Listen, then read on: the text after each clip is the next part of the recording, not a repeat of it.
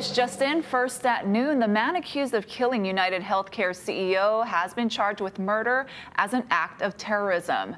Prosecutors disclosed the indictment today as they continue to work to bring Luigi Mangione to a New York court for killing CEO Brian Thompson. The terror allegation today is new. Under New York law, that charge can be brought when an alleged crime is, quote, intended to intimidate or coerce a civilian population, influence the policies of a unit of government by intimidation or coercion, and affect the conduct of a unit of government by murder, assassination, or kidnapping.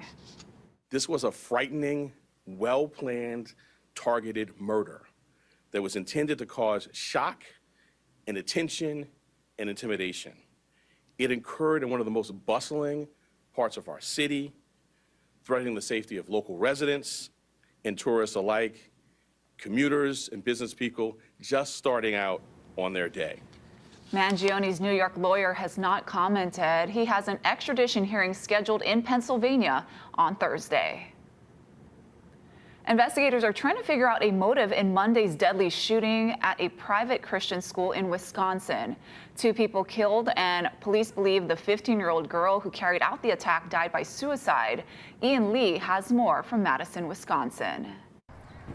Authorities in Madison, Wisconsin are working to piece together how Monday's tragedy at Abundant Life Christian School unfolded. At this time, it appears that the motive was a combination of factors. We're talking to students to understand whether bullying was one of those multiple factors.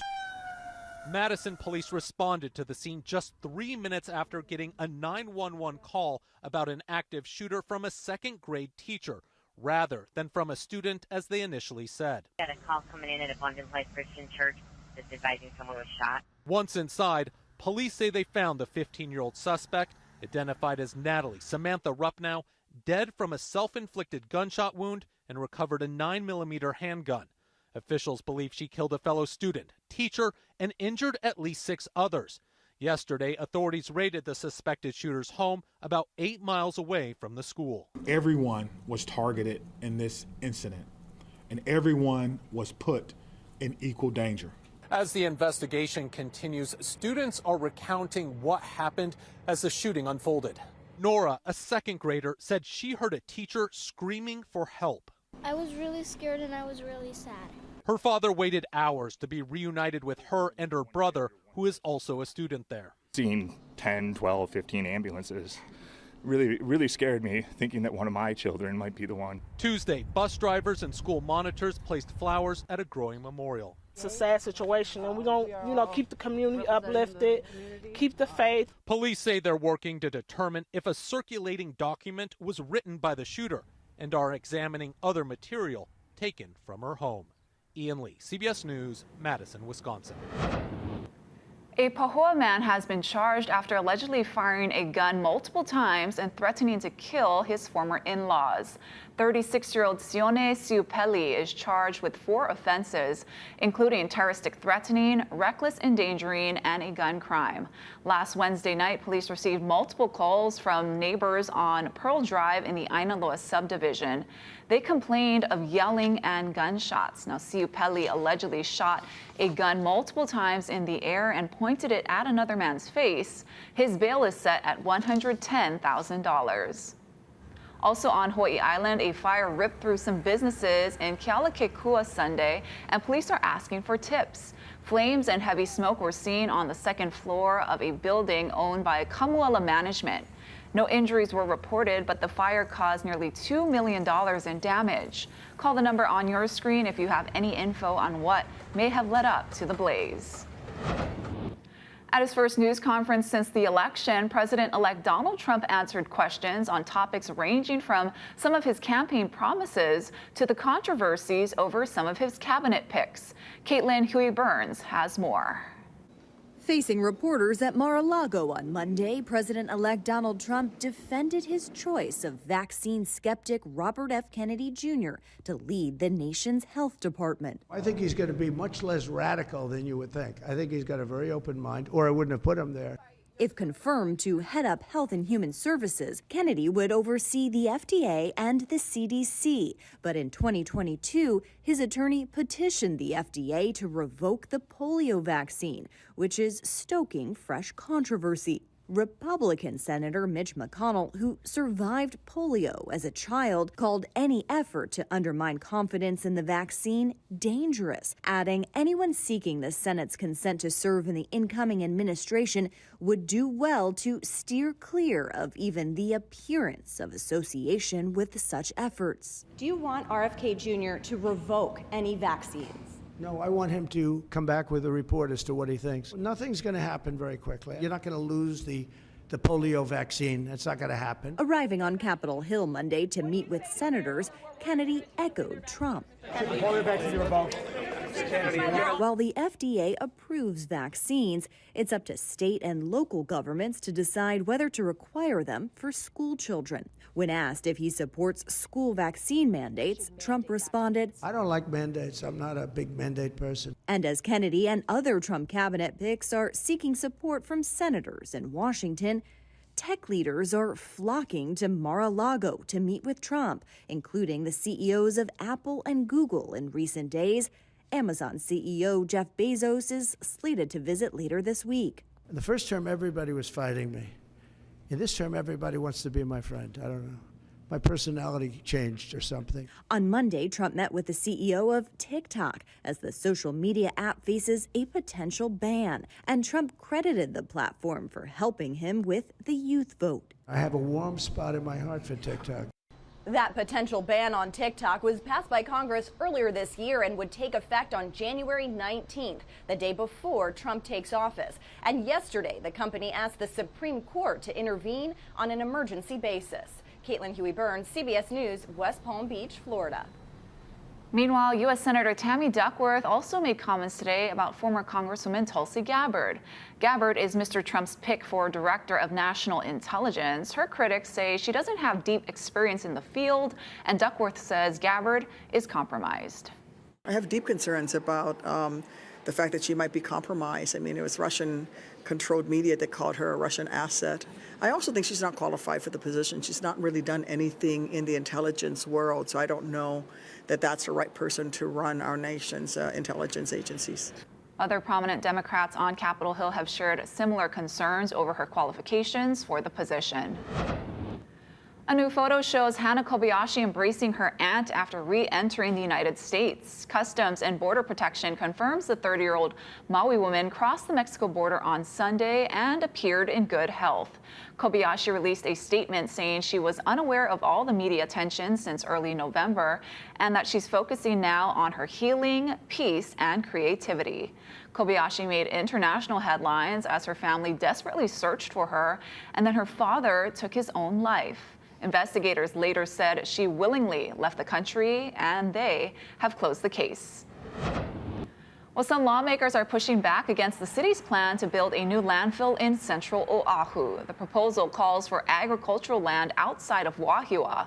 House Majority Leader Sean Quinlan says he'll introduce a measure banning landfills over Oahu's aquifer. Now, under the current plan, it would sit 800 feet above the aquifer on land owned by the Dole Food Company. I can tell you that I will be putting in a bill next year that would make it illegal to put a landfill on top of an aquifer. Myself and my community are going to fight to protect this land. We stand by that decision. Should there be laws that are passed that prohibit anything being built over an aquifer, given the options, that means a landfill ultimately, because we have no path forward without a landfill, is going to go closer to people, schools, and hospitals. Currently, Act 73 is a state law that bans landfills within a half-mile from schools, residences, and hospitals. Meanwhile, 79 acres of land in central Maui will become the permanent dump site for wildfire debris. The council has approved the county's $4 million acquisition from landowner Nan Inc. The location will also let the county expand the central Maui landfill. The design phase is now underway.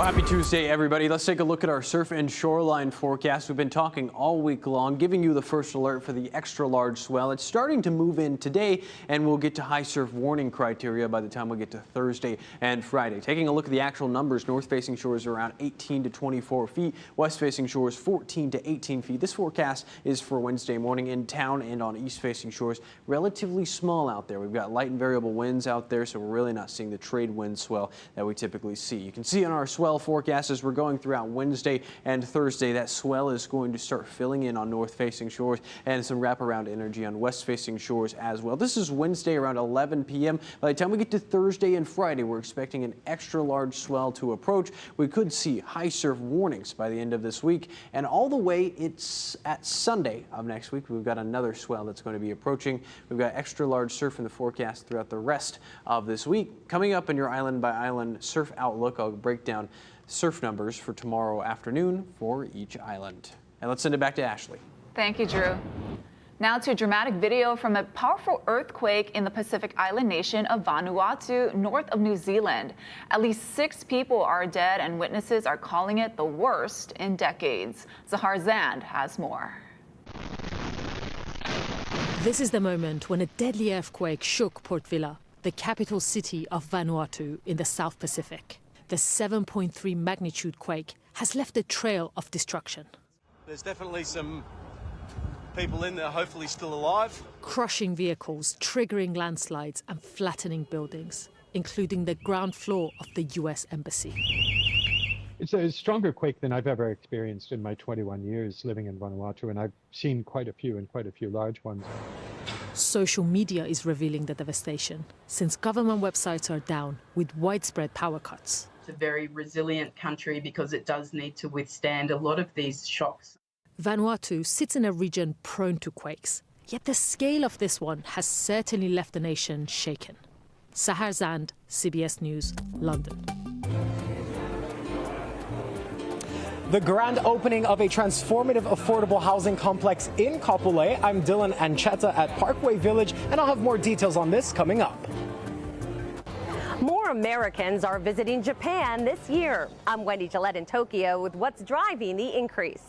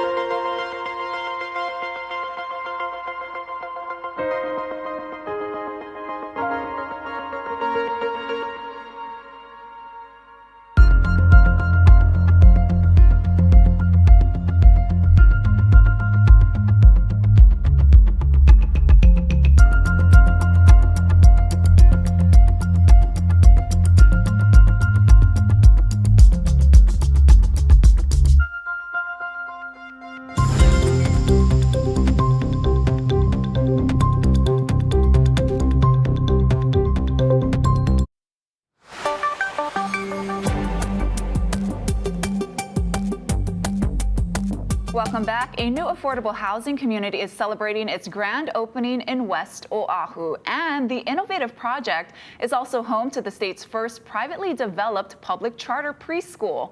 Dylan Ancheta is live in Kapolei to tell us all about it. Hi, Dylan.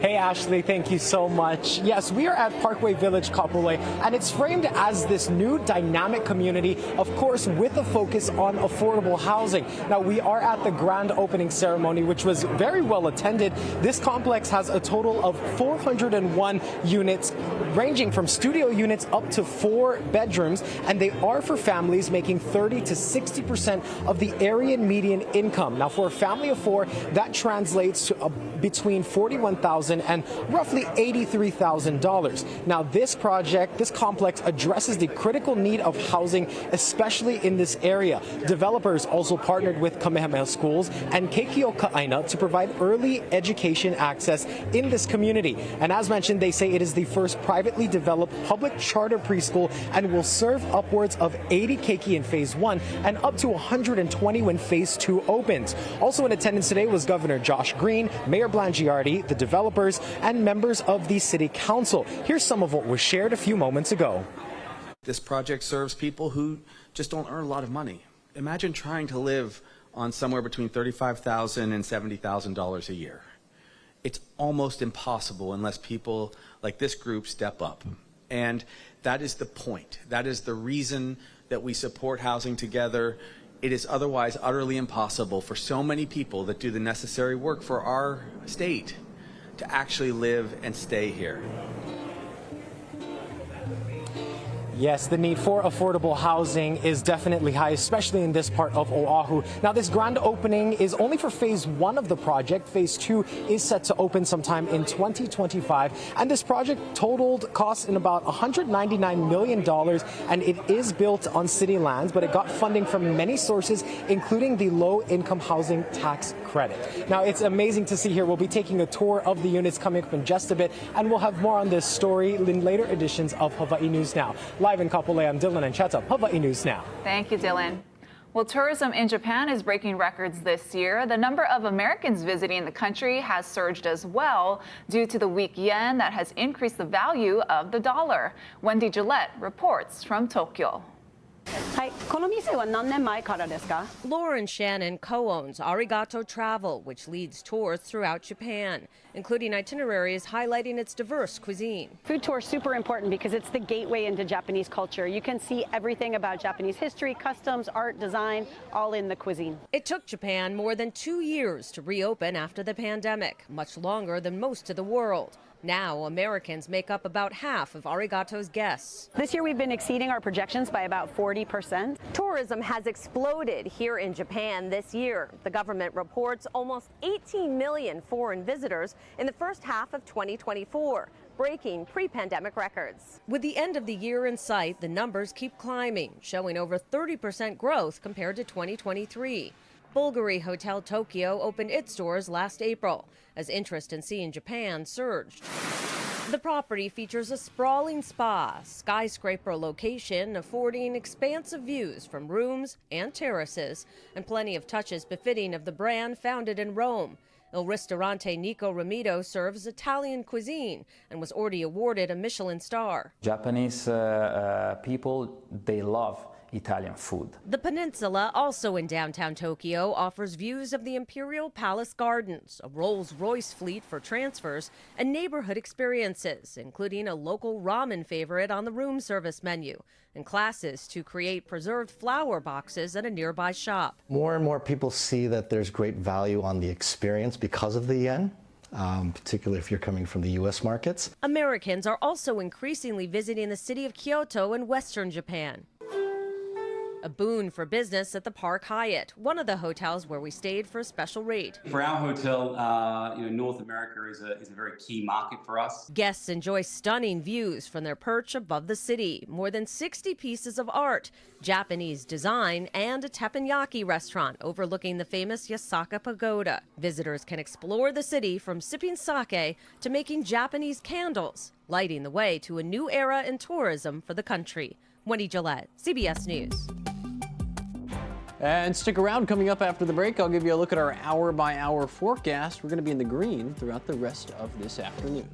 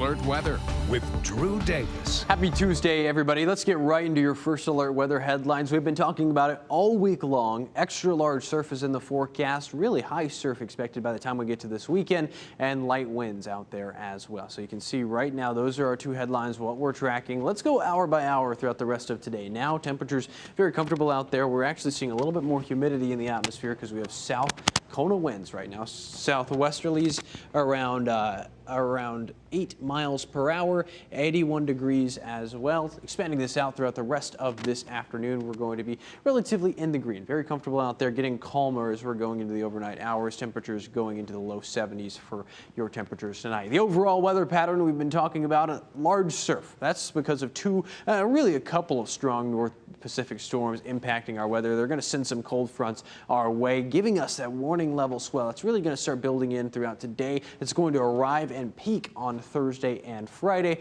We'll also see that cold front get close to us on Thursday, so giving us increased rain and some northerly winds as well. Let's break down what you can expect for tomorrow afternoon, island by island.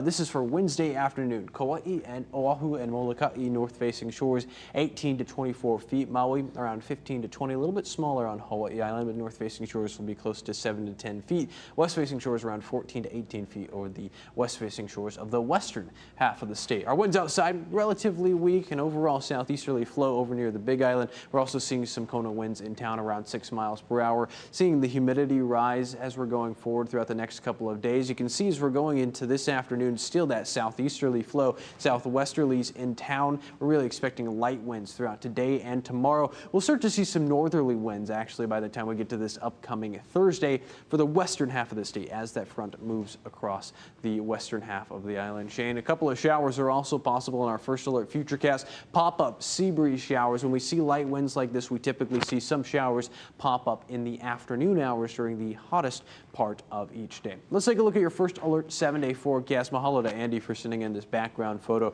Tuesday and Wednesday, you can see those variable winds out there. Thursday, that's when that front gets closer to us. Northerlies around 5 to 15 miles per hour. And then as we're going into the weekend, we still have variable winds out there. Again, the big thing that we're tracking, large surf. It's going to start arriving. We could see high surf advisories by the time we get to tonight, and high surf warnings by the time we get to Thursday and Friday. Another swell arrives Sunday. Let's send it back over to Ashley.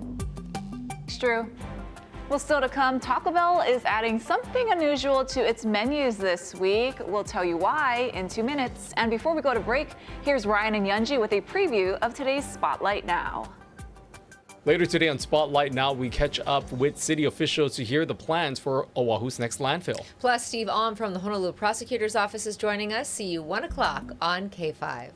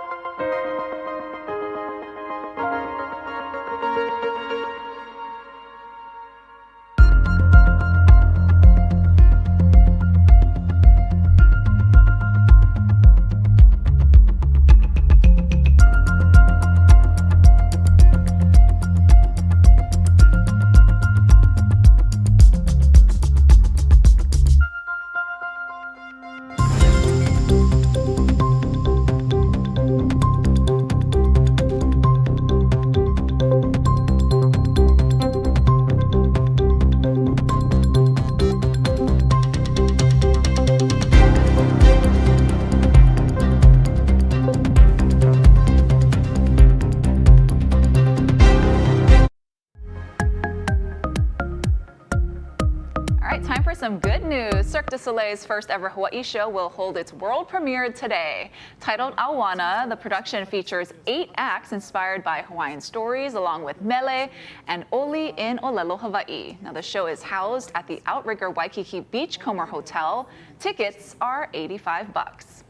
And there's an upcoming concert on Oahu that will celebrate Bob Marley's 80th birthday. And it's called Hawaii Fest, so the event features quite the lineup of musical acts. Ja Rule and Ashanti have been announced as a couple of the headliners. Also in the lineup, Jay Boog, Kalohe Kai, Natural Vibrations, and Bob Marley's sons, Julian and Kaimani, and his grandson, YG. Hawaii Fest will take place on February 15th and 16th at Moanalua Gardens. Tickets are on sale now for Hawaii residents at hawaiifest.com. Global ticket sales open this Friday. And check this out, Taco Bell is stepping away from its Mexican-inspired cuisine just a little bit. Starting Tuesday, the chain will offer chicken nuggets for a limited time. Now, the chicken will be marinated in a zesty jalapeno buttermilk, then coated in tortilla chips and breadcrumbs. Taco Bell admits nugget loyalty runs deep and dominated by McDonald's, Wendy's, and Chick-fil-A, but the chain is working to expand its poultry portfolio because people usually prefer chicken over beef. I'm gonna have to try it. I'm curious. Yeah, tortilla breadcrumbs. Sounds good. All right, thanks for watching. This is Now. You can catch more headlines first at 4 right here on K Channel.